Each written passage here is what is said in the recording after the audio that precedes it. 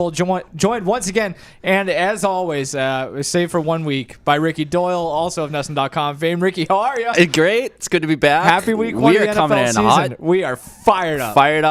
For a multitude of reasons, but I think it's going to lend itself to a pretty good show. I'm pretty excited about this. I'm stoked. It's good to be back, jacked and pumped. I'm also, I get the recharge the batteries last week, so I feel like you picked a good fill-in. He did not. Did you happen to? Listen, take a look at that. Yeah. I always thought it came out pretty well. Yeah. I did too. And he's a good friend of the program. Family. Once again, thank you to Andre Kachtorian for joining us last week.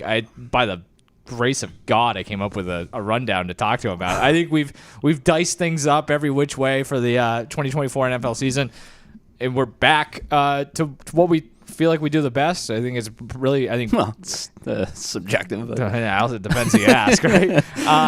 For the foreseeable future, I guess. We'll make some other stuff, but it's NFL season, right? I mean, this is where the bread is buttered. Actual games to talk about. Real football games. We'll do our usual 3-unit, 2-unit, 1-unit bets. We will get into it. I think week one notoriously difficult to navigate. Week one rocks this year, though. There's a hell of a so slate. Also, we are living right now with the weather. You want to get into the weather? It's 45 in the morning, 75 in the afternoon. It feels kind of like fall, but not too much like fall. Nice. I was thinking about. I made this comment in the office the other day. I think this is maybe my favorite time of year. Then fast forward 24 hours, I was in about an hour and 20 minutes of traffic getting into work today with school buses and everything. So it comes and it goes, but. It's good to be back. I think, we're not going to dwell too much on the early primetime games this week. We've got football on Thursday, Friday, Sunday, and Monday. The Friday one, obviously, an interesting wrinkle. Did you want to kick those games around at all? Do you have any top-level discussion points before we get into games like this could legitimately be the final four teams of this NFL season. This could be the final four. Well, I guess it doesn't. I was going to say final four games, but there's one inter-conference game there, the Monday night game. But yeah, I think it's awesome. The week or the opener, whatever, is always a weird game. Maybe that's just because the Chiefs are always in it. And the Chiefs are now at that point where the Patriots were at the end, where it's just build up till you get to the end. But I was actually thinking about this on the way in this morning on my hour and 20-minute drive. Is you get. Week one, the first game of the season, you get Lamar Jackson versus Patrick Mahomes. We had the Chiefs last year as well, obviously, but that was in the Lions. It was a hell of a game, but just something you can really sink your teeth into with that one. You getting T Swift right off the bat. Oh, God. Well, how about this? You want to start there? Really pick up where we left off last year. Some rumors that they are would you see that story that got leaked? Supposedly somebody found a document in which that kind of lays out how these two are going to separate. Really? Yeah. So this plays into a little bit of It's been debunked, by the way. I don't want to spread fake news right here. I was going to say, whatever. I like a good conspiracy theory, but I am interested to see. There's a lot of talk about Super Bowl hangovers and whatnot. And I feel like the Chiefs clearly that did not really apply to them. Although they hit some lows last year before they finished on a high. I've done some incredible stuff when I've started the day hungover. There's 24 hours in the day, right? They might have been hungover. They pushed right through, and then they had another great night. Exactly. They had a great weekend. They're in the middle of a bender right now. Yep, they're at Folly Beach just ripping it up. But now I present to you, will we see a Taylor Swift hangover perhaps? Travis Kelce on top of the world, gets the new contract. He's got the podcast now. Everything's turning up Kelce, but now you get into the second stage of dating, right? They've exhausted all their restaurant options. They're gonna have to start circling back. Got to move in at some point. Now, the idea of hey, what do you want for dinner might get a little more complicated. Some animosity might come into play. I'm not rooting for that because you and I have been their biggest advocates for a long time. Well, except for that 1 week. But which 1 week was that? Well, I said we're not going to talk about it. That's true. But I've been their biggest advocate for a long time. I took some coming around. So, I don't know. Will they be on the rocks at any point? And if so, does it affect Travis Kelce's play? Does it affect the Chiefs' play? These are the things that we got to ask Mike coming into the season. Yeah, I don't have a problem with it, just generally speaking. I'm not going to answer your question necessarily. As the Kelce Swift thing as a whole, I think it's... I'm just kind of surprised that we're still in the We're same doing it. spot. You know Still what I mean? doing Like, it. not that us personally, but that they're still together. Like, her track record is what it is. I mean, he's kind of a wild man himself. So maybe these kids are in it for the real thing. But I don't think we need to do. Again, I don't want to be a hypocrite. It's not going to affect how I consume it. We probably don't need as many camera shots. Not every we don't week. need as many. Not every week. We don't need to talk about it a whole lot on this program. Yeah. So we can probably, hopefully, dial some of that back. Yeah. But- well, I'm just trying to get Taylor Swift into like a video headline so we I can get caught understand up exactly in the what you're algorithm. doing, So yeah. you know, it's content machine, and we're trying to NFL feed week it. 1. What to make a Taylor Swift? Well, I mean, next week Mahomes came out on some interview, and I think he was joking, said that she's drawn up some plays. So I think right now, if they lose on Thursday night, we can revisit this next week. And be like, is Blamed Taylor Swift to blame? All right, we're So it's already time to there. bring back Eric Bieniemy. That game is though, like, in all seriousness, a pretty interesting game. Yeah. Clearly being But- two of the top teams in the AFC, but like I'm just really curious to see what Kansas City's offense looks like. Like there's been all this talk about them going back to the big plays, and Yeah. you know, are they going to look more like the first iteration of the Chiefs before Yeah. they became like this smash mouth football team last year. And then on the other side, Baltimore, like defensively, what do they look like? Losing a lot of Sure. guys on that side, coaching change. Yeah, it's just Let me bounce something off of you. Sure. Is it kind of a bummer though that we use these matchups this earlier in the season? so. I can deal. I like the Thursday night. Kick it off strong. But do you know what I'm saying though? Like, isn't this a better game? So I think Week 8 the when we've kind of revved up the engines a little more. yeah, maybe. I mean, run the risk of injuries, obviously. I also think that by then there'll probably be another matchup that'll emerge. The one thing that Like, is there I'm a little, any game that would be on tomorrow night you wouldn't watch? Or Thursday That's a night, good point. You know? Yeah, the one thing I wish wasn't the case though is that like I'm all for the international games. Yeah. Like whatever. Like if we want to try to expand into international markets, go for it. I don't like it being on Friday night of week 1 though. Yeah, right. Like I think that's a tough ask for the teams. So- but also outside of that, like if we're gonna lean into this, give me Lambeau Field or give me Lincoln Financial exactly. Field right out of the gate. That's like the I thing, when want you take all two the teams that atmosphere. I agree.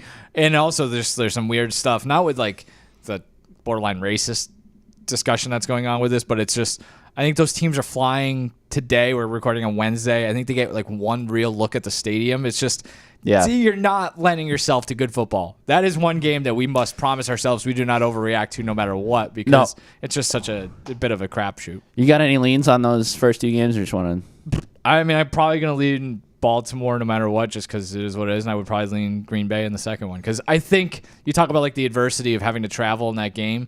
I think the Packers have a lot better mojo right now than the Eagles do. Yeah. Until I see think otherwise. I'm fading that though. Like I That's think fair. I'm get- kind of fading so the you're narrative just calling me a square. of maybe Pretty much. Let's get it out of the way Yeah. early.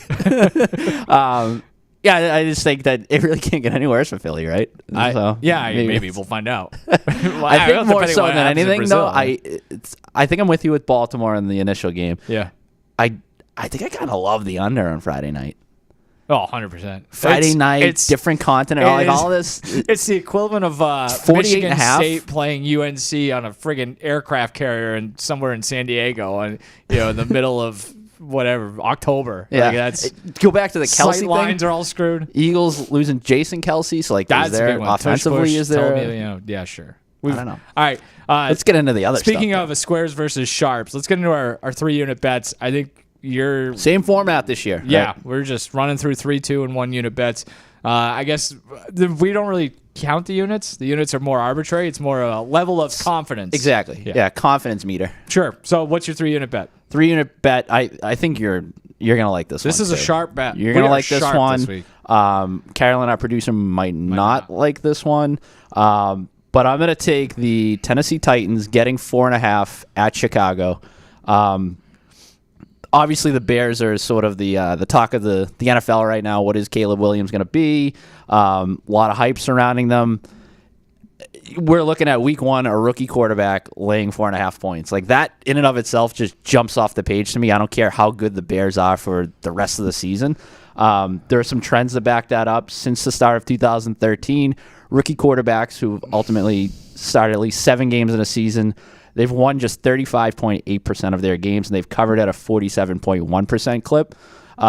Look, do I think Caleb Williams is different than most rookie quarterbacks? Yes, and part of that is because I think he's landing into a much softer landing spot than a lot of rookie quarterbacks do. But from a betting standpoint, the typical first-year quarterback arch is you struggle early, you find your stride, and you have a late season dip. So I'm not convinced that he's immune to that. I think you look at Tennessee, I think maybe they're a little undervalued coming into this year. The really only question I have about them, and it's a big one, and I think it's why I doubt their season-long prospects, is the quarterback position.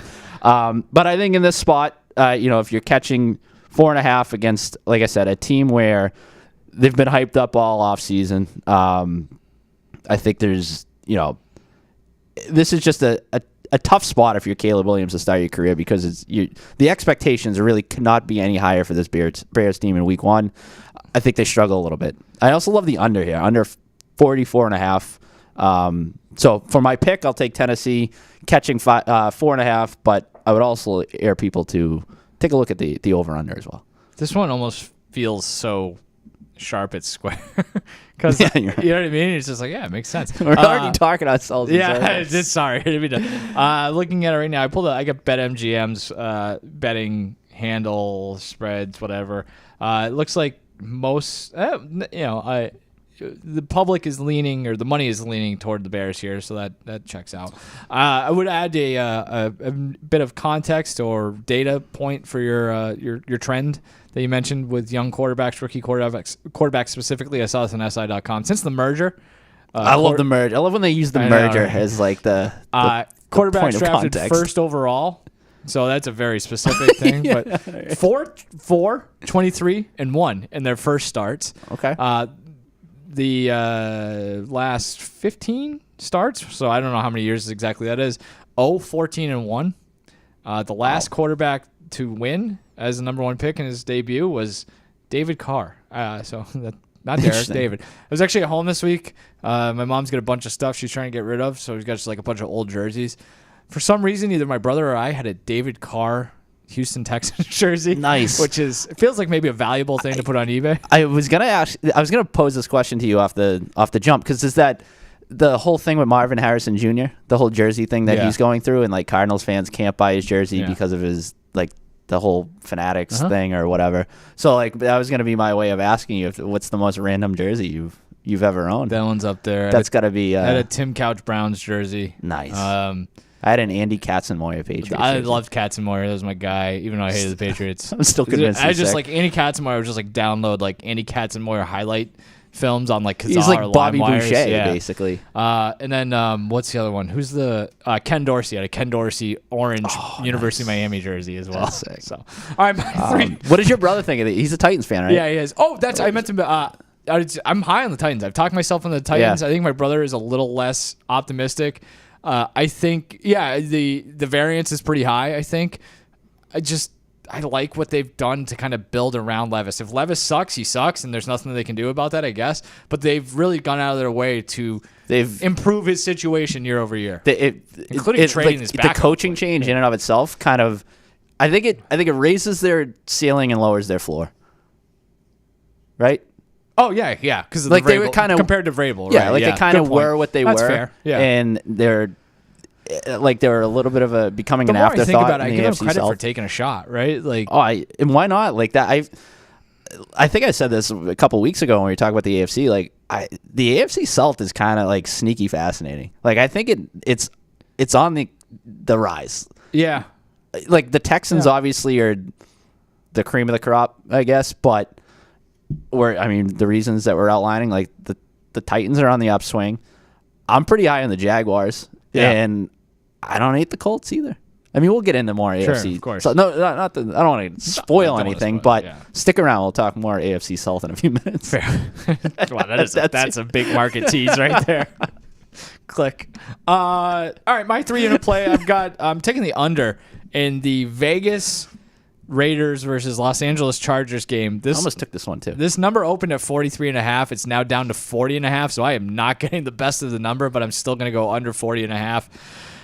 Week 1 unders, according to ActionNetwork.com, are hitting at a 65% rate over the last 3 seasons. That is in line with a lot of the stuff that we saw last year, right? With the unders, it was like, are the offenses ever going to wake up? But we went pretty much the entire season without a whole lot of change there. One thing I've kind of circled in my notes for early season games especially is, where are you getting new offensive coordinators? And is that maybe a soft spot to kind of tackle, especially if the quarterback is new as well? With these teams, you have new offensive coordinators on both sides, so that makes me feel even better. You think with if you break down both teams, the Raiders especially, starting with them at least, bereft of talent. You look at Gardner Minshew at quarterback, Zamir White at running back. They lost Josh Jacobs to the Packers. They go out and draft Brock Bowers. He hasn't really gotten any first-team work because of a nagging foot injury. Sounds like he's going to try to play, but that, foot injuries that's tough. I don't know if you ever had a foot injury. It's the worst. It's just I've been dealing with a toe thing recently. Drift toe? I don't know. Like when I sprained ligament. But I've noticed when I was stretching before I went on a run, and I was like, "What's something going on at the big toe here?" Humble brag while you're stretching, but I mean, you're a big runner. So. I don't stretch. So you don't? Well, no, I don't. I really. It's out of necessity, because if I don't. You better get Andre on speed dial to do a few more of these shows. But that's like an 8-year running resolution for me that I still it's just when you're looking at time in a day, that's true. Time devoted to the stretching is the first to be like, I can do when something you else. Slice here. off those 90 seconds or whatever. I gotta answer some emails or something. I gotta look into various patterns from past years. When you stop responding, that'll be the first thing that comes to mind. He must be stretching on that ass. Sorry for the late reply. I was stretching. Devontae Adams is a stud, obviously, but we saw last year. Like, he didn't have a great year and got frustrated pretty quickly. Jacoby Myers is a nice receiver, but is he made better by anything in that system? I don't think so. So I don't feel good about them. And then on the other side, I was doing a little bit of research on Jim Harbaugh's offense and what he's going to bring to the Chargers. One of the first headlines I saw was somebody gushing about the Chargers have a new 300-pound fullback. And so when you have a 300-pound fullback, it doesn't really bode well for your aerial presence. Talking about the merger, 300-pound fullbacks, Andy Katzenmoyer, like, we are in mid-season form. We're just form. a leather helmet away from really turning this thing into a time machine. So, I think that's a pretty good tell of what they're going to try to do offensively. One looked at it last year, Michigan, when Harbaugh was still there. They threw the ball just 40% of the time, ranked 117th in the country. And that was with J.J. McCarthy, who apparently everyone loves now as an NFL quarterback. So, I don't know. I guess that's a drive-by or a stray shot to J.J. McCarthy. But now people have kind of talked themselves into him being a better passing quarterback. So my point is like, if Harbaugh had them, it worked out. Obviously, they won the national championship. Are there more like preseason overreactions as far as quarterbacks go, rookie quarterbacks this year than in past years? Like, I feel like the McCarthy narrative all of a sudden flipped upside down. Did we make that up? Bo Nix is all of a sudden like the second coming of Peyton Manning, team captain. Like it's wild. And then Caleb Williams is Patrick Mahomes. Yeah. So it's like, all right, whatever. But credit to the Patriots. I mean, we could be sitting here talking about them as we talk about the Mac Jones class, 20 or 21. Yeah, it sucks outside of Trevor Lawrence. But yeah, so I think, I don't know. I keep kind of circling back to the Chargers and being like, maybe it works. Maybe just like getting an adult in the room makes their entire operation better and it reins in whatever needed to be reined in. I don't know. Maybe they're just going to be sharper in late game situations and they're going to make up advantage or make up ground in those spots where they just shot themselves in the foot, and maybe just getting to like replacement level and above there makes a difference. But you look at what Justin Herbert does well, it's throw the ball pretty far. Yeah. Like, you're taking that. I don't know. It's just not, doesn't feel like they're leaning into his skill set. It's a long way of saying I just think they're going to be a little sluggish offensively to start. Maybe these defenses are not the best, but I think this is like 21-13 type of game. The Chargers are like getting dinged for like not losing guys offensively, like Keenan Allen and Austin Eckler, and like we've seen over the past few years that formula that they had didn't work. That's a fair point too. Yeah. So like, why keep like plugging along. Why not make some changes? Like Sure. until I see it in action, like I'm not willing to write it off. It's been a weird year for like the perception of certain teams. Like I found myself the other day. I'm like, am I falling into a trap with Buffalo? Because I'm not really high on Buffalo, but part of it is like, where were you thinking this? I'm just curious. Like, Mike, I was off last week. I had a lot of time on. That's what I'm looking at. Were you just when you're sitting on the beach in your living room at the golden hour after I stretched on the beach, I'm thinking about the Bills and I'm thinking about the four missed opportunities to win a Super Bowl. Am I underselling the Bills? Do I go visit the Bills Mafia this year? It's a lot going through my head. But that was one thing. It's like, these teams that they undergo a little bit of a facelift, and like in Buffalo's situation, I don't know, not to go on a Buffalo tangent, but like the automatic expectation is like, well, they changed things up, so they're not going to be quite as good. Whereas like, well, I don't know. Maybe they needed to change things up because they weren't getting over the hump as it was. That's fair. That's how I feel about the Chargers. Okay. What's 2-unit play? So this is kind of like a similar argument, I guess, to what you just had going on. Because I'm also leaning towards an under here. Under 42.5, Pittsburgh There's at no way Atlanta. that's still the number. This is another case of like, you've got some new pieces involved here. I'm not sure how they're going to fit. I'm not sure in the case of Pittsburgh, like how well they're going to perform season long offensively. So 42.5, that feels very high. It's down to 42 at BetMGM. You're looking at two teams, obviously changing quarterbacks, bringing a new veteran, Kirk Cousins in Atlanta, Russell Wilson in Pittsburgh. Two veterans with question marks too. In the case of Kirk Cousins, you got the injury. Like I got to think that while it might not hinder him throughout the season, like that's, I don't know. Like week one, I have a little trepidation there. And Russell Wilson, he might just not have it. They might not have the supporting cast. There's a lot of people who believe Justin Fields should be like pretty much a clear-cut starter right away. Russell Wilson. I guess with them, it almost feels inevitable. Like when are they going to make the change rather than, and I think that's probably part of the decision-making process was like, if we start Wilson to begin the year, like we can go to Fields. If you start the season with Fields, it's much tougher to go to Russell Wilson. That's fair. It's not a great option either way. No, not good. So this is just a case of, I think there's going to be an adjustment stage for each of these quarterbacks, each of these offenses. You also have Arthur Smith, former Falcons head coach, now in Pittsburgh as the offensive game. Now the offensive coordinator in Pittsburgh. He likes to run the ball. So that lends itself to an under. So I think the Falcons are a team that I guess, gun to my head, like they're my pick in the NFC South, but I think you're going to get some spots where they're going to be very overvalued. The coaching change, that's another just ingredient of uncertainty. I'm looking at them early in the season. After this week, Monday night at Atlanta, Sunday night versus Kansas City, then they get the Saints. Thursday night short week versus Tampa.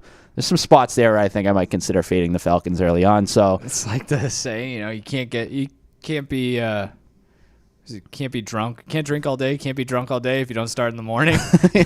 Can't go 9-8 if you don't lose a couple games early they on. Got it, yeah. There's a 9-8 team written all over them. But yeah, under 42.5. It's just I see both these offenses struggling. News today, and this is a new wrinkle that we're recording on Wednesdays as opposed to Tuesdays, which I think actually might help us in the long run with some injury stuff. Kyle Pitts already has a hamstring injury.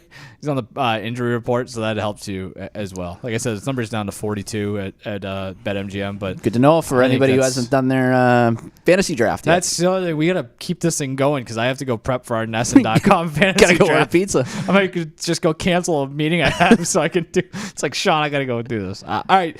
My 2-unit play, let me just make sure I've got my right page here. Yes. Let's talk about the Patriots. I'm actually taking the Patriots this week. So this number has moved. And so this is another tough thing. You and I throw our picks at each other probably 24 to 36 hours before we actually record. So I got the Patriots at plus 9.5 point underdogs. I guess it's 9 and so that number has to be changed. We're going to do this in real time because it feels like there's a little bit of steam on the Patriots, or maybe it's some fading of the Bengals. Maybe people are now kind of looking at the Jamar Chase situation. I'm just trying to pull this up. I apologize. Which is a very underrated storyline of this offseason. It's 8. It's 8. So 1.5. Yes. So, yeah, I think this is mostly for me a fade of the Bengals at that number, at 9.5, which is what we're playing it off of. They have some weird early season trends. They are 1-3 in week 1 with Burrow for his career, and they've gotten like smacked around in a couple of those games. I also think he's 0-5 in week 2, which is not good. So they start slow. Now you add the Jamar Chase aspect of that. The guy hasn't practiced, I think, all summer. It does sound like he was at practice today on Wednesday, but I mean, if you're just going to roll out the balls and feel good about a receiver-quarterback combination, they probably are at the top of the list. But yeah. I don't know. It's maybe worth a quarter of a point somewhere. We know your thoughts on the Joe Burrow viral glove. So Joe Burrow threw 7 passes in the preseason. I don't know if he's healthy or not. I also was doing some digger deeping. I think I saw this on Action Network that linked out to a story at SB Nation about Bradley Beal's wrist injury, which same wrist injury, I guess. There's like the interview with a doctor who says it's a 75% to 80% recovery rate. So Bradley Beal, high QBR. That's not great. So that's this. Everything points to like a slow start offensively. Also, they just lost their offensive coordinator, who is now coaching the Titans, if I'm not mistaken. So a lot of moving parts there. I think they could be a little rusty. The Patriots defense without Judon and Barmore, not as good. There's still some talent there. I guess I'm basically just plugging my ears and forgetting about the fact that there weren't a lot of great Christian Gonzalez reviews from training camp and the preseason, and just assume that he's going to look like he did before he got hurt last year, especially if he's going up against Higgins or Chase. So I'll go there, I guess. Cincinnati. Speaking of defenses, Cincinnati's defense last year was 27th by EPA. They had one of the worst run defenses. They went out and signed Sheldon Rankins, who I guess should help, but I think he's more of a pass rusher from the interior. So I think this could be a big Ramondre Stevenson game. You also look at the Patriots. The offensive line is a major concern. I am. That's an understatement. Yeah, I would not paint that in any other way. I do wonder. Is it a little easier to run block? Is this one of those ones where it's like, let's come out and run the ball 65% of the time and just try to shorten this game, try to win it. Certainly feels like 20-17. I'm not an offensive lineman, but I would think that run blocking would be a little bit easier. I don't know, like zone running. Hat on a hat. Zone running is a little more complicated, right? Like so, but yeah, all it needs is you set up one play action for a big play. I think it's gonna be a low scoring game. I think it's gonna be tighter. I don't feel good about it because I just am so down on the Patriots, but you got to look at the numbers, got to look at the matchups, and I just think 9.5 is, like what I said, what I got it at. It feels a little high. Down to 8, I guess, isn't a huge difference, right? Like, we talk about, like, the main numbers, the important numbers, 7, 10, it doesn't change there, so I'd feel pretty confident going down to 8, I suppose. But, there's a lot there historically, and that's really all you can go off of that makes you look at.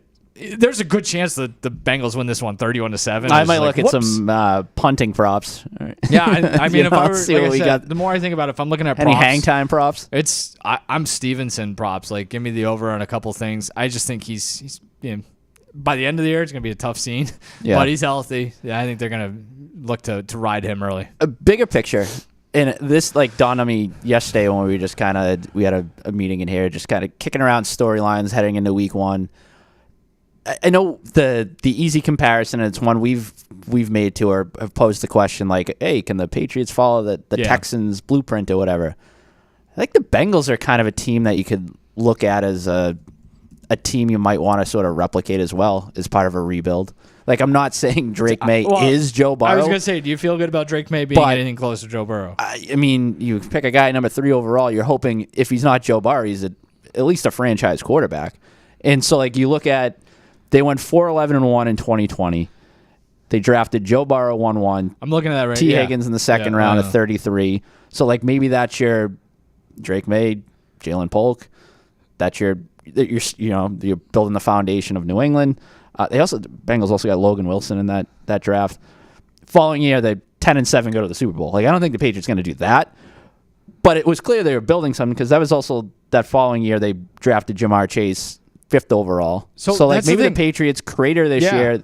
They get a franchise wide receiver next year, and then all of a sudden that offense looks exponentially better than it did this year. So, yeah, I mean, it's just saying the same thing a different way. But in those 2 years, 20 and 21, They used their first 4 picks in those 2 drafts on quarterback, their 2 main receivers, and then they took Jackson Carman, who's an offensive tackle. Hasn't really panned out, but like the Patriots are going to be almost certainly in the same exact spot next year. Yeah, and I think 5, or they can trade down if they have the number 1 pick. Yeah, and now you're even moving around the chessboard. And you could make the argument really that the Patriots are in a better spot defensively than the Bengals were when they were undergoing the transition. I mean, I'd have to go and look back, but I don't remember. I don't think that matters, honestly. I don't remember them being a defensive juggernaut by any stretch. You can kind of figure that out on the fly, though. Yeah. I think, but you got to hit these. You got to hit these picks. Yeah, but yeah, definitely got to hit the picks. It's a comp that I haven't really seen kicking around. I think Texans is just the one that's the most recent, and it's kind of the low hanging fruit. But I think there's some things you could probably learn from the Bengals if you're the Patriots. Yeah, I agree. It's a fair point. I'm looking at winning. But you're under. You took the Patriots with the points. Yeah. With the points. Total. I'd look at that. Yeah, that too. What's your 1 unit play? I've kind of talked myself. All right, so I teased the AFC South. So here it is, the big reveal. So every year in week 1, I like to take a divisional underdog, or just see if there are any possibilities that what fits that in week 1. Yeah. So there are 3 such. There are 3 divisional games this week. Okay. So I looked as far as divisional underdogs. Do I want to take Vegas at the Chargers, game you already touched on? Yeah, not really. I think I'm with you. I like the total. It's a total, nothing else. That's a total or nothing else for me. Do I want to take Carolina, getting 3.5 in New Orleans? Maybe I could be talked into it. That's an overreaction game. Carolina wins by 20, and all of a sudden it's like the Saints are dead, the Panthers are having a resurgence, and then it flips next week. I don't know what to make of that you said division. no to that one. So ultimately I said no. So what I am going to take, though, is the Indianapolis Colts getting 2.5 points at home against the Houston Texans. I like this. It's kind of similar to like what I was saying with the Bears, like from a hype standpoint too. It's like there's certain teams where it is just they're all you've heard about all offseason. So I'm kind of fading the narrative to an extent, but I think Indy is poised to be a problem this year. I think you kind of forget that like they're on the cusp of earning a playoff spot last year. Like they weren't by a team that you could walk all over. They in theory should be better this year with Anthony Richardson back at quarterback. But to go back to the divisional underdogs thing, since 2014, divisional underdogs in week 1 are 37-15-1 against the spread. That's a 71% cover rate. I did that in my head. Covering the spread by an average of 4.8 points per game. So you're catching points at home against a team with massive preseason hype. I love this pick. I should have bumped this up maybe to a 2 or a 3 unit, but whatever. This is my divisional underdog week 1 pick of 2024. Yeah, I was going to drop those numbers on you, so beat me to it. Yeah. One other thing that I meant to mention, I guess I could have mentioned this to the Patriots, but it also applies to this game. Road underdogs who missed the playoffs the year before are 90, 59, and 5 against the spread in week 1 over the last 20 years. Excuse me. That's according to Ashton Network. So that's road underdogs. Road underdogs. Well, they're at home. Oh, you're at home. They're at home. But that's good intel. I gotta double check that. Yeah, stash that away for 2025. Yeah, I biffed it. That's me. That is me. Yeah. Also, divisional underdogs. Generally speaking, you got that one. Takes the Panthers. Divisional home dogs. 22-7. What is it? 22-7 Yeah, since 2010. 9-2 against the spread since 18. 17-4 since 2012 or 2012. 2012. Lots of 20s. So yeah, I don't have a whole lot to add. That's one. So we talk about week 1. The trends back it up, but I also like from a football standpoint. I think I like this pick. I guess if you're looking at like a player like Anthony Richardson, it's get him early, because you have no idea how healthy that guy was. Hurt so much last year, and then obviously the season was ended. Yeah, I don't have a whole lot to add here. This is one of those ones where if you're sitting there looking at the board, it's hard not to just be like follow the trends. And that is of the 3, as you kind of laid out, this one feels like the most obvious. That 2.5 too is just like baiting you as to Texans backer. I feel like I'm getting the Texans, the guess. all-world Texans. Is the play here just the money line then? No, I know that's not your play, but what's the I'll take the 2.5. I need to do more research on I'll take the 2.5. The key numbers. It does feel like that's kind of changed over the years with the advent. Maybe you're getting baited both ways. They're trying to bait you to take We're just pretzeling ourselves They're here. trying to bait you to take Indianapolis money line, or trying to bait you to lay the points with Houston. Yeah. I'm just gonna my initial read here. Take the Colts. Take the 2.5 points, and they went outright. Great. I think maybe they lose by 1. Fair enough. We were going to try to stay away from primetime games. That still might be the case as the season goes on. There might be more down the road for us in that regard. But we're not doing that this week, so I took a Monday night game, or the Monday night game.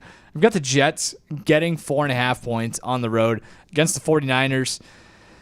You know, I kind of had a similar epiphany to your Buffalo. Where were you thinking about that? It was not the beach, I tell you that. It was probably in my desolate cube out there trying to fix every other problem in the world. And I just my mind wandered to the Jets. Your muscles were tight, too, I can tell you that. You weren't as stretched out and as nimble as I was. My brain was loosened up, the most important muscle of them all. I was ready to go. Do you know what the Jets' record was last year? 8-9. 7-10. So they went 7-10 with a schedule that included Buffalo twice, Dallas, Kansas City, Philly, Miami twice, and Houston. All with Zach Wilson, Trevor Siemian, and Tim Boyle taking all but 6 snaps. I've been on record saying, I know, I don't think Aaron Rodgers is going to be anywhere close to the MVP Aaron Rodgers that we saw. What is now 4 or 5 years ago, right? It's been a long time since that. But he's even rehabbing or coming back from a brutal injury, as long as he's upright, is better than those guys. So I think they just, this is kind of no duh, but like automatically see a great amount of improvement as long as he's willing to be an adult. And I think he can handle it at this point in his career. Just don't screw this up, dude, because we have so much talent all around you. You can hand the ball off to somebody who can take it 65 yards for a touchdown. You can throw an 8-yard slant between the numbers to somebody who's going to catch and run for 50. The defense is going to get you the ball back quick more often than not. There's a lot of talent on that team. I think I personally have just overlooked them because the question is such a big one, and it's such a famous person who is that question mark. It maybe kind of pushes you away. I don't know how I feel about them going into the playoffs necessarily or over the course of the entire season.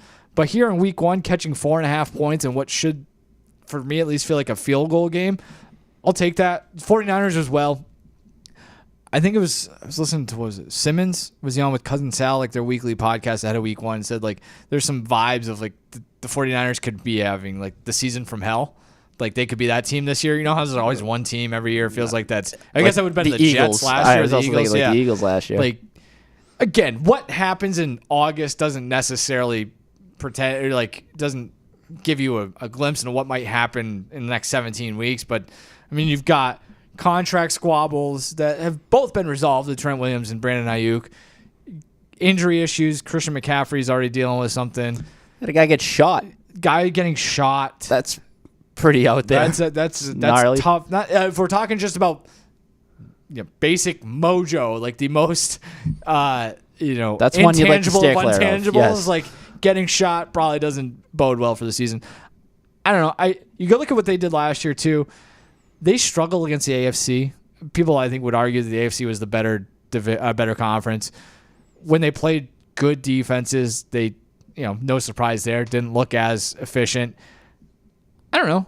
I mean, I guess they are healthier than they usually are at any point in the year because there's just that rash of injuries that comes pretty much every year for the Niners. But, like I said, field goal game. Yeah. Down to the wire here. I'll take the 4.5. That feels like a lot. Do you think the Jets can win outright? I mean, they could, but do you suspect that they will win outright? So I asked because I've seen this kicked around. I do not. Bet I think as they to lose by a field goal. whether the Jets could be the last remaining undefeated team. It's 16-1. It's a good because if you get past the 49ers, I would bet that I'd bet the 49ers money line or something. I don't. From a scheduling standpoint, if you get past the 49ers, it's on. If you get past this, you have Tennessee, New England, Denver, Minnesota, Buffalo. I don't know. Maybe that's a coin flip game. Pittsburgh, New England, like 8-0 is very much on the table for this team, and it's 16-1. Seems like potential value there, but like obviously get in now. Like it's a high number because they are underdogs in week one. Week one. But if you get past it, I mean, sitting there. Yeah, that's fair. To your point about the Niners too, like the bad mojo. So just from, I guess, bring it all full circle, the Super Bowl hangover. Since 2000, Super Bowl losers 5-19 against the spread in week one the following season, 10-14 straight up. Make of that what you will, but it's a trend. So this is the problem with week one, right? Is you're very selective with trends where it's like, I don't think that one means anything, but I'll sit here and tell you that like divisional home dogs are 22-7 against the spread since 2010 when like 2010 I was a derelict child basically, and now it's like, so what happened then doesn't necessarily. We're talking about the merger for Christ's sakes earlier. Yes, the merger. Those are the days. Those were the days. The merger. So I don't know. I'm gonna start using like just very random events in the course of like American history to signify trends. Like what? Like the moon landing. I don't know. Like they're 45-16 straight up since the moon landing. I'm trying to think of like. And the problem with history is there's a lot of bad. There's events. A lot of bad. Yeah, you have to pick something positive. Yeah, you can't just be like, well, the Saints have not covered on a Tuesday in October since 9/11. Yeah, that's a tough way to make a. Yeah, I don't want to do that. You got anything else? No, I don't think so. Like I said. This is a great slate this week. Do you want to? There's two other games that I want to just throw at you real quick. We got like 3 minutes. So the Rams and Lions, another primetime game. Yeah, that one's like whatever. Yeah, you don't like it? Rams got some injury issues. Lions. I know you're not big on the Lions this year. No. You know what's sad is like I'll probably be like nostalgic for an NFC East game on Sunday night, even though I've spent years railing against it. It is kind of weird that it's not Giants Cowboys or something. I think Lions laying 3.5 at home. It's a tough spot for the Lions because nothing good can come of that for them. If they win by 10, you're like, yeah, man, you're a Super Bowl team. If they lose, then it's like, uh-oh. So, and also the Rams are in a very, very like obvious revenge spot there. Yeah. So that's a tough one. Sean McVay, very good in week one too. 7-0 against the spread. What games are you watching Sunday afternoon? Which ones? So the Cowboys Browns is another one that I'm kind of interested in. It's Tom Brady. Tom Brady's debut. Yeah. Do we have any high hopes for Tom Brady as a broadcaster? I'm interested. So now I'm going to be hanging on his word more so than I would have been to see like if these restrictions from the ownership thing come into play. I felt a lot better about it like 5 days ago before that story came out. Where I'm like, yeah. So but now it's like every time he maybe like tiptoes the line, it's like, oh, there it is. Do you think he's going there? How much do you think like Underdog Fantasy paid Belichick? Is that out there? I don't know. It's like $1 million maybe. Yeah, sure. Do you think maybe they should have just given us 750 or something, and like it'd be better than Belichick and Matt Patricia running down? Yeah, that's tough. Have you seen any of those? What are you eating on Sunday? Oh, that's a good question. It's kind of too early to like. It's tough. You want to dive into like the fallness of it all. I know. I got a new crock pot, but it's a little early for chili. Yeah, it's too early for that. And yeah, I'd like to. I think finger foods at the plate, maybe chicken of some sort is. I think calzone. I'll probably just order calzone. Interesting. I haven't had a calzone in years. Yeah. If you think about a calzone, my calzone place went out of business though. So you eat a calzone. Oh, sorry. Thoughts and prayers. You eat calzone in one sitting. No, that's like a. Does anybody? That's like I get a big one, but a large, and I get like 3 meals out of that. There's not a more visually intimidating food on the planet. Oh, you open it, it's heavy. Like that box is heavy. You're like you just wrapped up a pizza and called it something else. So, I feel like I cut you off because I needed to get my Lions Rams talk in there. Like you had something else percolating. No, I think I was just gonna ask you about calzones food. Yeah, I think some weather food. The merger. Maybe that's why my calzone spot went out of business. They're working on a merger. Our producer Carolyn is telling us to rap, and I think that might be a that's sign that I'm appropriate. going to get a rap. That is very appropriate. Buffalo chicken wrap on Sunday. Anything else? No, It's good to be back. Yeah. I guess we've been here for the last 5 months, but it's good to be talking about football. Enjoy the games. Thank you for joining us this week on The Spread, Nesson's Football Picks podcast. Check out Nesson.com for whatever it is we come up with for our picks this year. If we do that, if not, just check Nesson.com out anyway. We could use the help. So just go there. Shout out me for not making another joke that might have got me in trouble. So I had one on the tip of my brain, but let's get out of here. Let's get out of here. Thanks for joining us. That's Ricky. I'm Mike. We'll see you again next week. Goodbye.